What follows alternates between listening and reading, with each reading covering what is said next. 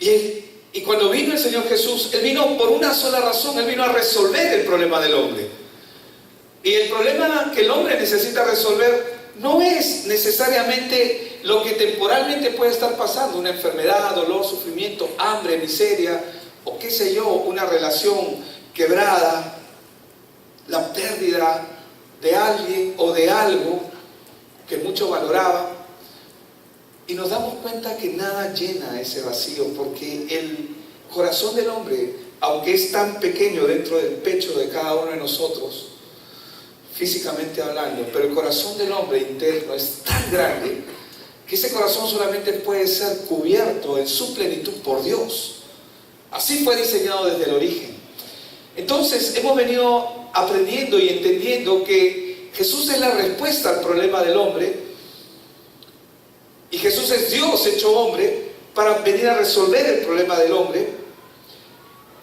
Y hemos venido aprendiendo muchas cosas, y hay cosas que aún vemos que muchos hacen, pero que no las entendemos, y es la causa por la cual yo quiero hablar acerca del mensaje de esta mañana, que es entendiendo el ayuno. Entendiendo el ayuno. Es el tema de hoy día.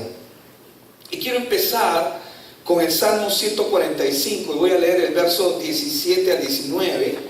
Quiero empezar allí porque dice Dios, dice el Señor en su palabra: justo es Jehová en todos sus caminos, dice, y misericordioso en todas sus obras. Dice que Él es justo en todos sus caminos y es misericordioso en todas sus obras. Verso 18: cercano está Jehová, ¿a quiénes? A todos los que le...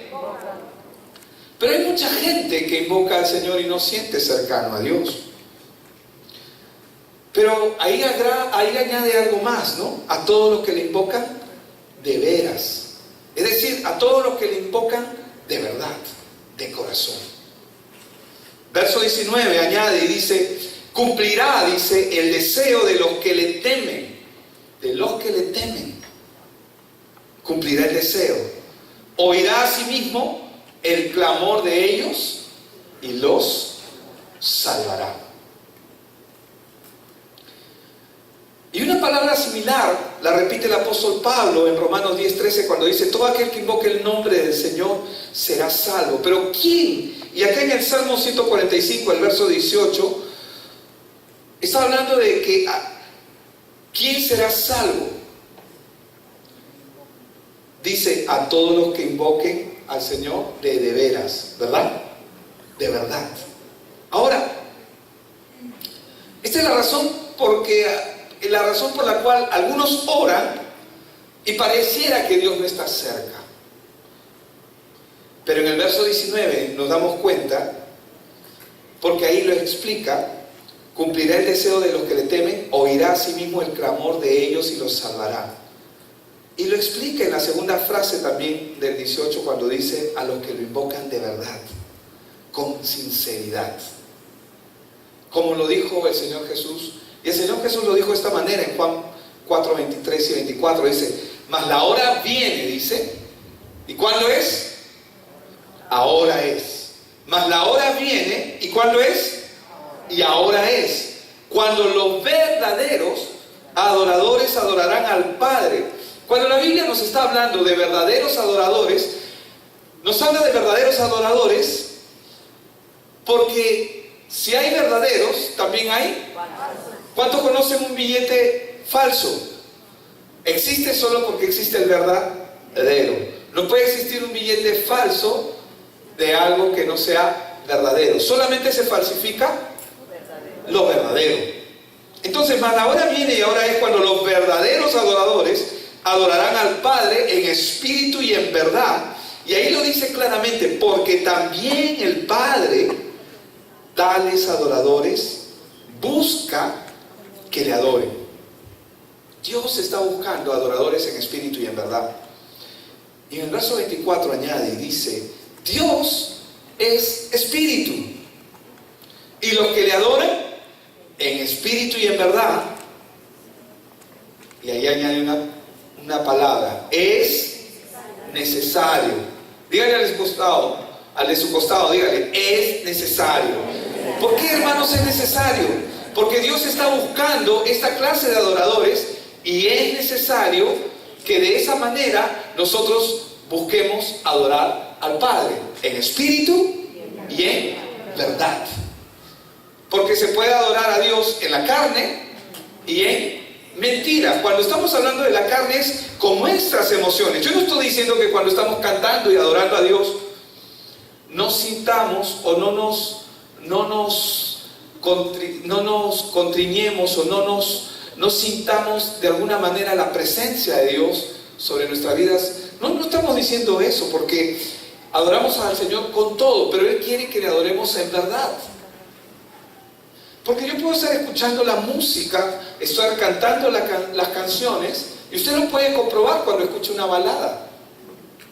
Y puede sentirse atraído por la música y seducido por la música, y de alguna manera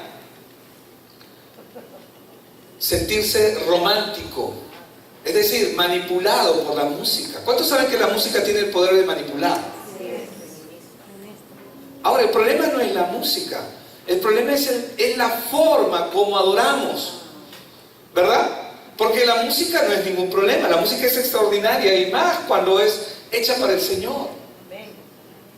Es un don divino, es una gracia impresionante que Dios nos ha regalado para poder adorarle. Pero la manera en que hay que hacerlo es en espíritu y en verdad.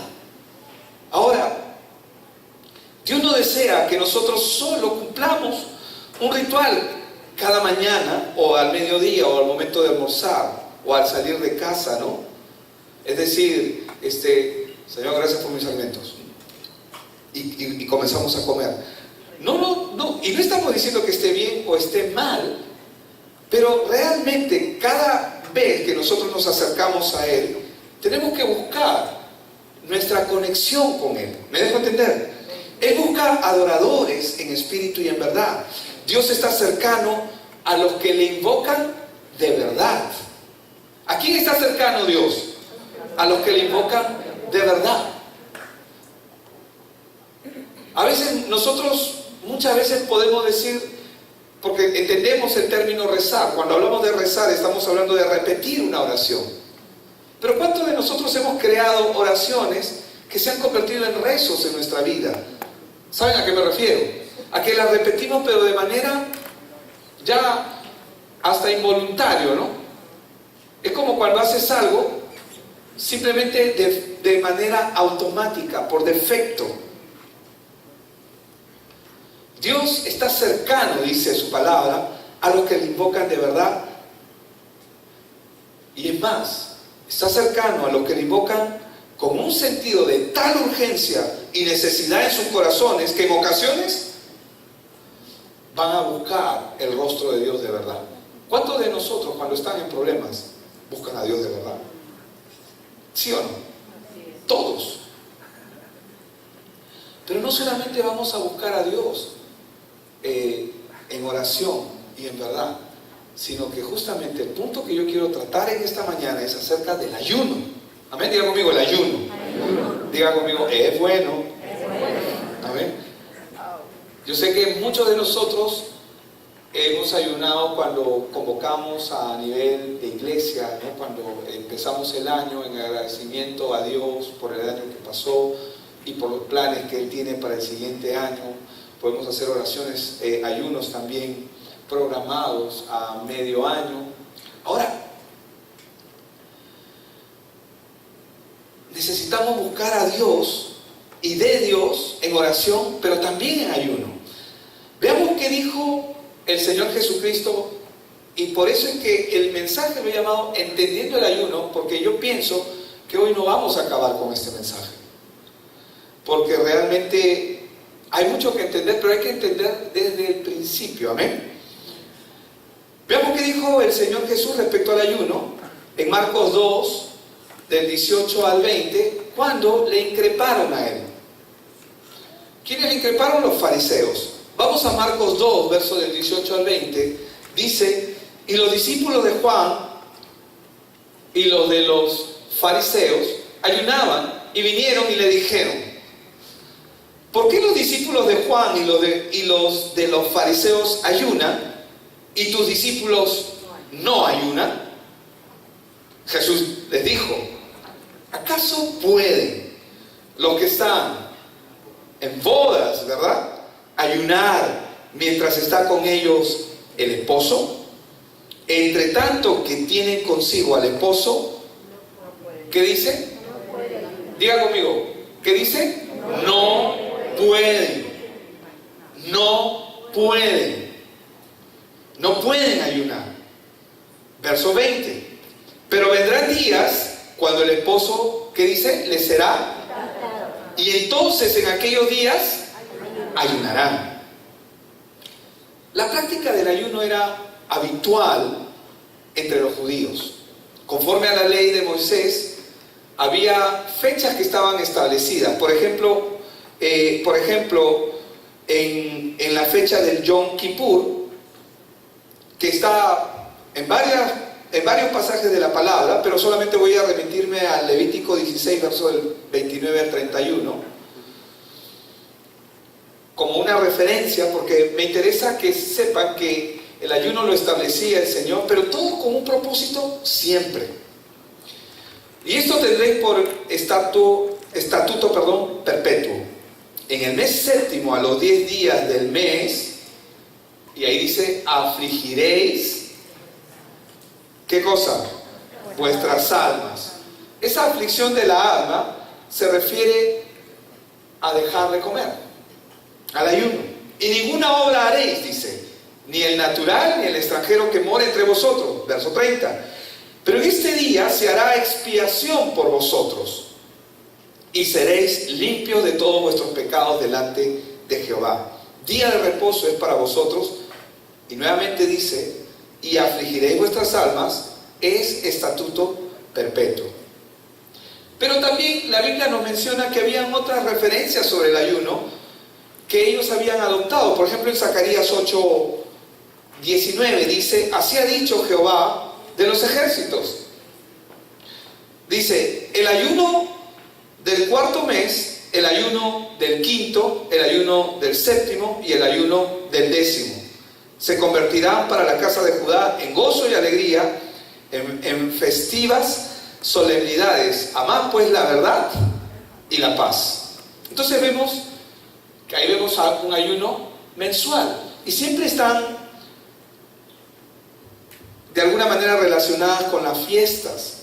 Ahora, también ellos practicaban el ayuno voluntario en señal de una contrición o como una muestra de arrepentimiento ante Dios por algún pecado cometido. Por ejemplo, es el caso de David, cuando cometió el pecado primero de adulterio y luego de asesinato, y cuando él es confrontado por Dios ante su problema, porque tenía un problema. Amén. Diga conmigo, lo que David tenía era un problema. Cuando una persona tiene una atadura, hermanos, eso es un problema. Amén. Entonces, él tenía un problema. Y en el caso de él, vemos que cada vez que cuando una persona está en una situación que no puede controlar su propia vida, necesita intimar con Dios. Amén. Necesitamos intimar con Dios. Muchos de ellos tenían, los del pueblo de Dios tenían sus propias prácticas acerca del ayuno, como por ejemplo los discípulos de Juan el Bautista o los fariseos que practicaban el ayuno ya no mensual, ya no solamente una vez al año como el Yom Kippur, sino que ya lo practicaban 2 veces por semana. Y vamos a ver esta práctica, y la vemos de una manera clara cuando se acerca, cuando podemos ver esta práctica en la oración del fariseo. ¿Cuántos se acuerdan de cuando se junta el fariseo y el publicano y ambos se acercan a orar al Señor? Vamos a ir rápidamente. Lucas 18, versos 11 y 12, dice lo siguiente. El fariseo dice, puesto en pie, oraba a Dios. ¿Así dice? ¿Oraba a Dios? ¿Oraba a Dios? ¿Ahí dice oraba a Dios? No dice que oraba a Dios. ¿Él tenía una comunión con Dios? Yo no sé, a mí me ha pasado esto. Yo también he sido muy fariseo en algunas ocasiones. ¿Amén? No lo digo con orgullo, pero ¿a qué me refiero? Que a veces oramos para que el resto escuche. ¿Le ha pasado a usted? Que queremos orar para que otros escuchen. Pero hermanos, necesitamos orar no para que otros escuchen, sino necesitamos orar para tener comunión con Dios. Vamos a ir viéndolo. Pero dice acá, el fariseo puesto en pie oraba consigo mismo de esta manera: Dios, ¿no? Orgulloso él, ¿no? Te doy gracias porque no soy como estos hombres, ladrones, injustos, adúlteros, ni aún como este publicano que estaba a su lado, que también estaba en un acto de oración. ¿Y qué es lo que dice? Ayuno 2 veces a la semana. Doy diezmos de todo lo que gano. ¿Por qué? Porque los fariseos siempre buscaban cumplir de una manera más estricta la ley y la observancia de la ley, es decir, ellos verificaban que esto se cumpla. Ahora, volviendo a la pregunta que le hacen al Señor Jesús los fariseos respecto al ayuno, ¿recuerdan, no? Aunque la crítica, ¿a quién está dirigida? Al comportamiento de los discípulos, ¿verdad? Porque ellos, ¿qué están haciendo? ¿Están ayunando? No, ellos están comiendo rico, amén. Están disfrutando de la compañía del Señor, están disfrutando de quién es Dios en sus vidas. Y aunque la crítica está dirigida a los discípulos, la pregunta es dirigida al Señor Jesús. ¿Por qué? Porque se entendía que el Señor Jesús era el discipulador de ellos. En otras palabras, el maestro de ellos. En otras palabras, porque yo quiero que sepa usted algo, voy a traerlo a contexto. Jesucristo es el Señor y es Dios, pero en este momento Él es un rabino más. No sé si me dejó entender. Había muchos rabinos en Israel, y la característica de los rabinos, ¿cuál era? La característica de los rabinos era que ellos tenían discípulos que los entrenaban para que ellos puedan tener una conexión con Dios y ser entrenados en toda la Torá, es decir, en todo el Pentateuco, los 5 primeros libros de la Biblia, en los Salmos, en los libros de sabiduría, que son Proverbios, Lamentaciones, que es Proverbios, Eclesiastés, y ellos eran entrenados, pero se suponía que los rabinos deberían cumplir con la ley. Entonces, ellos estaban preocupados. Estos no ayunan, dicen. Estos más bien están en otra cosa. Y le vuelven la pregunta al Señor Jesús. ¿Por qué le tienen que hacer la pregunta a Él? Porque Él es el que los está entrenando. Amén. ¿Quién es el líder ahí? El Señor Jesucristo. Y nuevamente, voy a leer Marcos 2, del 18 al 20. Y los discípulos de Juan y los de los fariseos ayunaban, y vinieron y le dijeron: ¿por qué los discípulos de Juan? Y ponen a Juan como testimonio. Juan el Bautista. Y los de los fariseos ayunan, y tus discípulos no ayunan. En otra palabra, y tú y tus discípulos no ayunan. Jesús les dijo: ¿acaso pueden los que están en bodas ayunar mientras está con ellos el esposo? Entre tanto que tienen consigo al esposo, no pueden ayunar, dice. Pero vendrán días cuando el esposo les será quitado, y entonces en aquellos días ayunarán. Jesús les responde conforme a la tradición judía. Por eso es que Él, cuando está trayendo la respuesta, porque Él les dice: ¿acaso pueden los que están en bodas ayunar mientras el esposo está con ellos?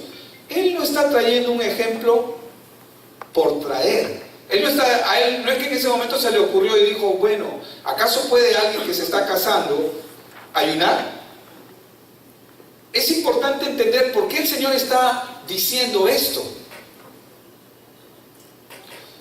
¿Por qué? Porque de acuerdo a la observancia de la ley y de acuerdo a las normas religiosas que la misma ley establecía, una persona que se iba a casar podía estar exento de cumplir la ley en esas áreas, en el área del ayuno. No sé si me dejo entender. ¿Me está entendiendo lo que le estoy diciendo?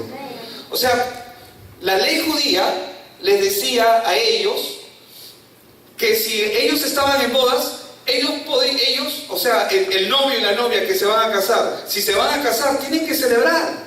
Era como la ley que decía, cuando una pareja se casaba y estaban en tiempo de guerra, el que se casaba tenía un año de licencia para no participar de la guerra, sino para poder disfrutar de su relación matrimonial. ¿Me dejo entender?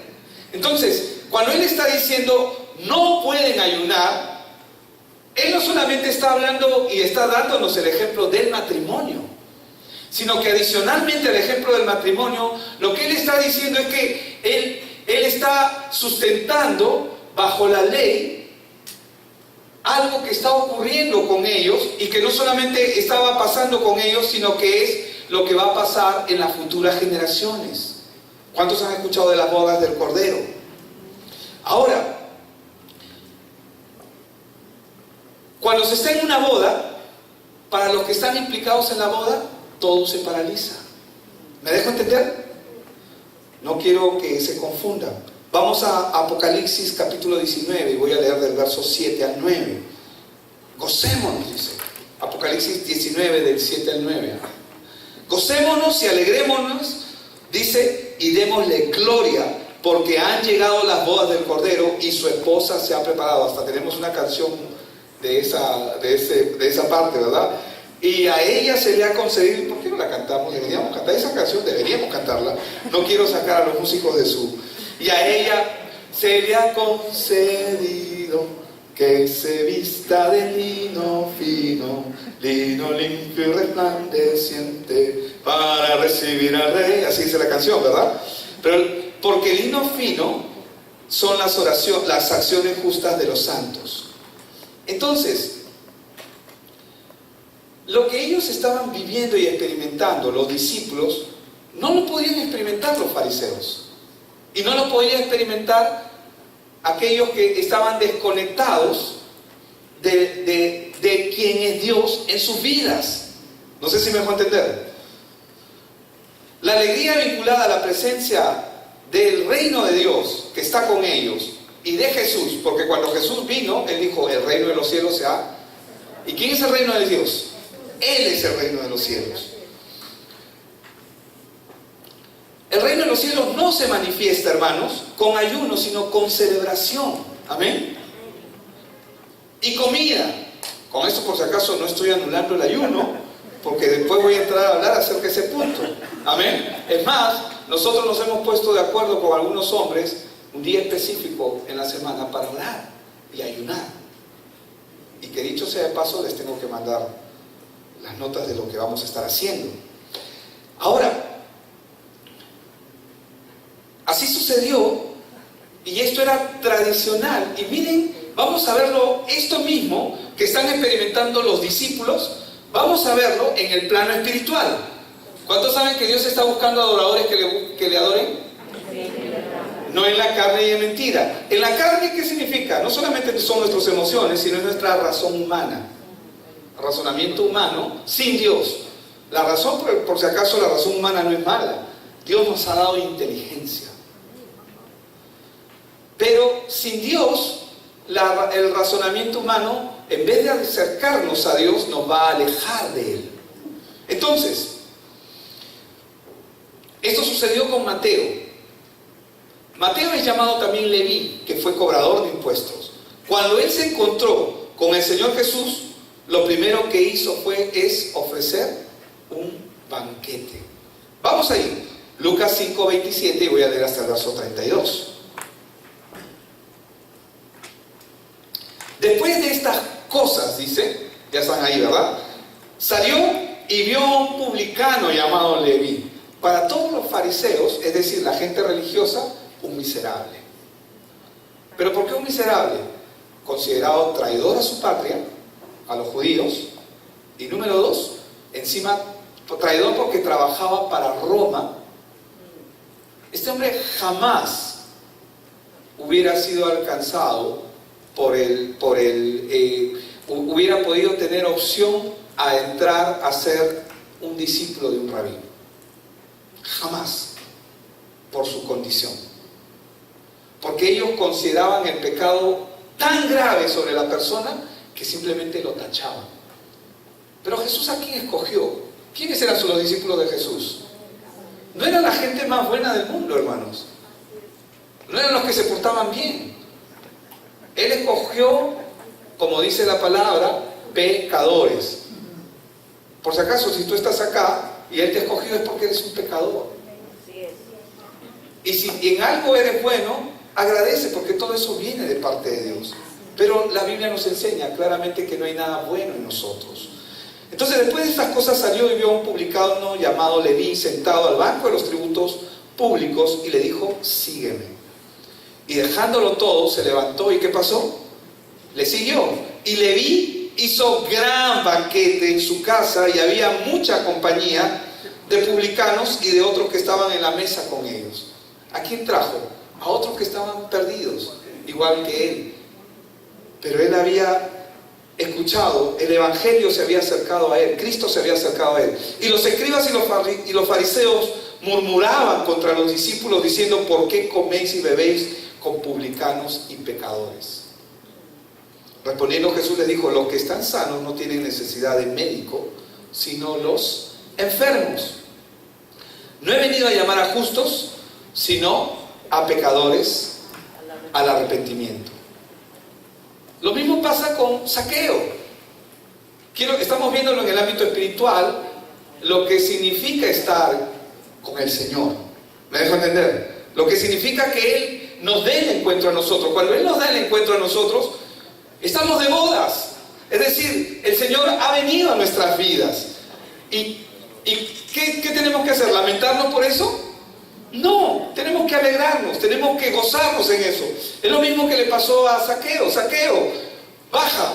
Cuando Zaqueo estaba en el árbol, en ese sicómoro ahí, tratando de ver a quién era Jesús, y Jesús ya lo había visto, ya sabía, y él sabía que iba a pasar por ese camino, y le dijo: Zaqueo, baja, que es necesario que hoy come en tu casa. ¿Y qué hizo Zaqueo? Lo esperó compra 10 panes y 10 soles de jamonada y queso y eso. No, hermanos, hizo banquete. Y no solamente hizo banquete, sino que invitó a la gente que estaba cercano a él. Y nuevamente, ¿el Señor con quién está?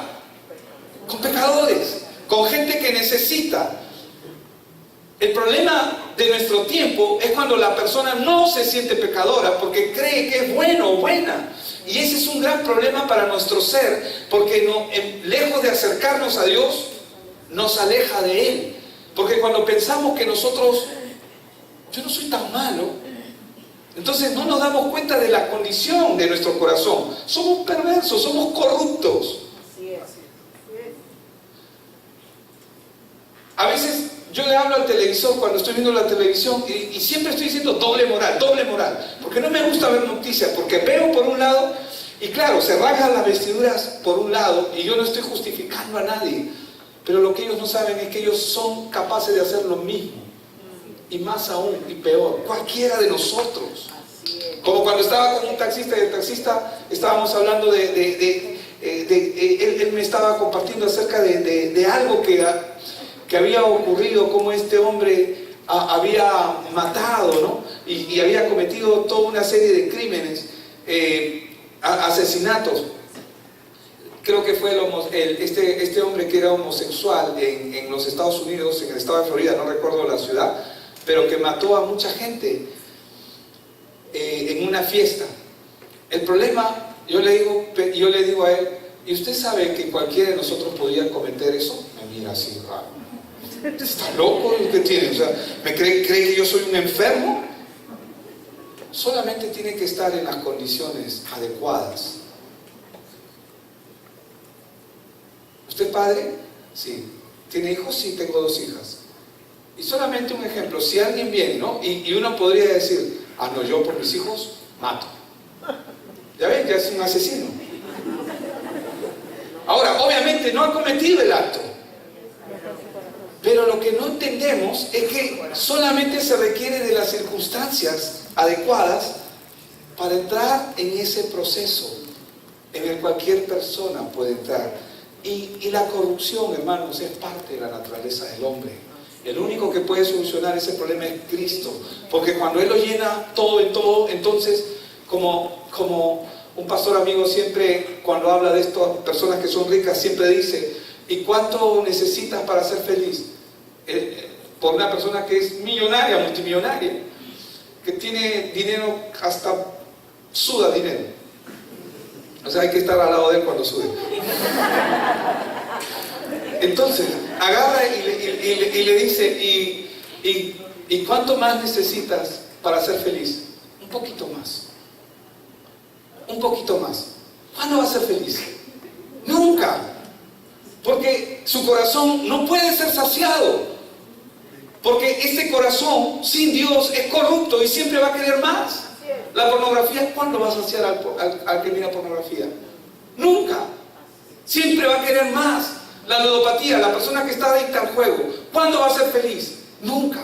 Porque siempre va a querer más y siempre más y más. Porque necesita más y nada lo llena. Entonces, Jesús no rechaza la práctica del ayuno. Más bien, Él dice que sus seguidores también lo harán. Nosotros, amén. Amén, dígame. Amén. Lo vamos a hacer. Pero vendrán días, dice Marcos 2:20, cuando el esposo le será quitado. Y entonces, en aquellos días, ¿qué haremos? Ayunaremos. Y esto queda claro cuando vemos el testimonio de la misma iglesia primitiva. Se le llama primitiva porque es la primera iglesia de origen, ¿no? Cuando nace. Jesús, por si acaso, no le dejó la respuesta del mundo, que es Él, no se la dejó a las sinagogas, no vino y estableció una ONG, tampoco estableció una organización. Lo que Él estableció fue su iglesia. Entonces, acá lo que vemos es, en Hechos 13, por ejemplo, versos 2 y 3, vemos cómo la iglesia primitiva comienza a tener una claridad. Dice: ministrando estos al Señor y ayunando. ¿Qué estaban haciendo? Pero antes de eso, ¿qué significa ministrar? La palabra ministro significa servidor. Un ministro es un servidor. Se supone que el ministro es el que sirve a todos. No voy a entrar en esa parte porque sé que entendemos por ministro otras cosas, ¿no? Se abren las avenidas, te traban las calles. Pero un ministro es un servidor. Ellos estaban sirviendo al Señor. ¿Cómo es que estaban sirviendo al Señor? Estaban haciendo la obra del Evangelio. Estaban expandiendo el reino. Estaban viendo: y Señor, ¿y qué nos toca hacer ahora? Y para saber qué cosa es lo que nos toca hacer, ¿qué es lo que estaban haciendo? Ayunando. ¿Y qué ocurrió después que ayunaron? Dijo el Espíritu Santo: apartarme a Bernabé y a Saulo para la obra a la que los he llamado. Y en el verso 3 dice: entonces, habiendo ayunado y orado, les impusieron las manos y los despidieron. ¿Estamos ahí? ¿Qué están haciendo ellos? Están ayunando, pero están sirviendo al Señor y están buscando dirección. Están buscando: Señor, ¿qué hay acerca de hoy? Verso Hechos 14:23 dice: y constituyeron ancianos en cada iglesia. Por si acaso, no ancianos físicamente hablando, sino representantes de la iglesia para poder ayudar a la extensión del reino. Y constituyeron ancianos en cada iglesia, y habiendo orado, ¿cómo? Con ayunos. ¿Para qué? Para verificar. Es como cuando se manda un correo virtual entre un grupo de personas: oye, por si acaso estoy mandando esto para que lo revisen, lo chequeen, ¿no?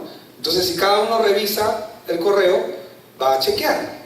Entonces, y va: ya, voy a arreglar esto, no voy a poner esto, no voy a hacer esto, voy a hacer esto otro. ¿Por qué lo digo? Porque si entramos en el ayuno, vamos a conectarnos con lo que Dios está haciendo. ¿Me dejo entender? Nos vamos a conectar con el plan de lo que Dios quiere establecer. Y ellos, habiendo orado y ayunado, los encomendaron al Señor en quien habían creído. 1 Corintios capítulo 6, versos 4 y 5. Y dice, antes bien, dice, nos recomendamos en todo como ministros de Dios. Es decir, servidores. ¿Un ministro qué es? Acá tenemos un equipo de ministros. ¿Qué son? Servidores. En mucha paciencia, en tribulaciones, en necesidades, en angustias. Nos dice, nos recomendamos en todo como ministros de Dios, en mucha paciencia, en tribulaciones, en necesidades, en angustias, en azotes, en cárceles, en tumultos, en trabajos, en desvelos, en ayunos. Un servidor del Señor ayuna. ¿Para qué? Para conocer los planes de Dios.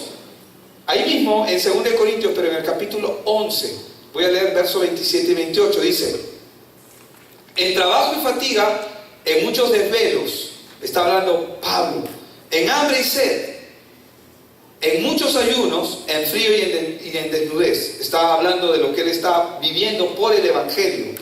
Y además, dice en el 28, de otras cosas, lo que sobre mí se agolpa cada día, la preocupación por todas las iglesias. Entonces,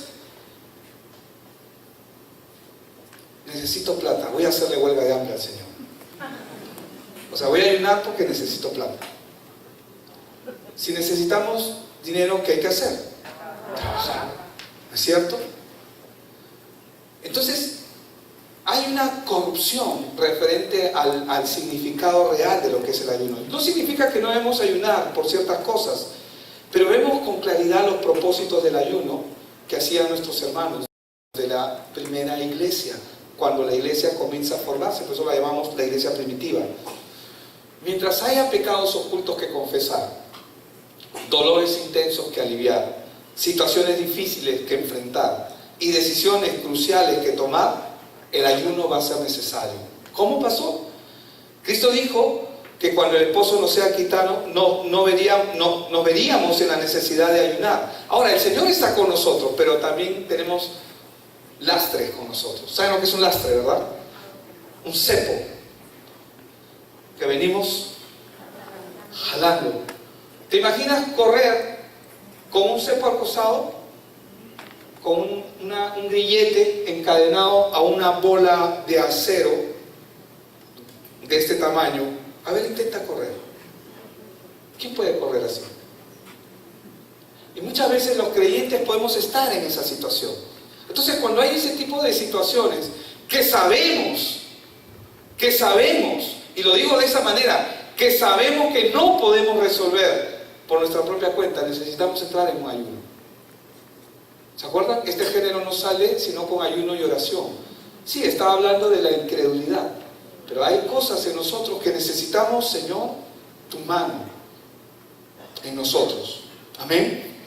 Entonces, Cristo dijo que cuando el esposo nos sea quitado nos veríamos en esa necesidad de ayunar. Era de estos días que el Señor hablaba. Debemos buscar su rostro intensamente cuando lo necesitamos. Cuando hayan cosas en nuestra vida que necesitamos verdaderamente trabajar en nosotros, necesitamos ponernos de acuerdo. Amén. No ayune solo. Puede hacerlo. No está mal. Pero no ayune solo. Póngase de acuerdo con alguien más. Amén. ¿Cuántos dicen? ¿Ya sabemos por qué tenemos que ayunar o no? ¿Sí? Estamos entrando en esa claridad. Entonces, quisiera que Dios ponga en nosotros cada vez más un profundo sentido de dependencia hacia Él. Yo quisiera y necesito sentirme que no soy capaz. Uno dice, un ratito, pastor, un ratito, ¿qué estás diciendo?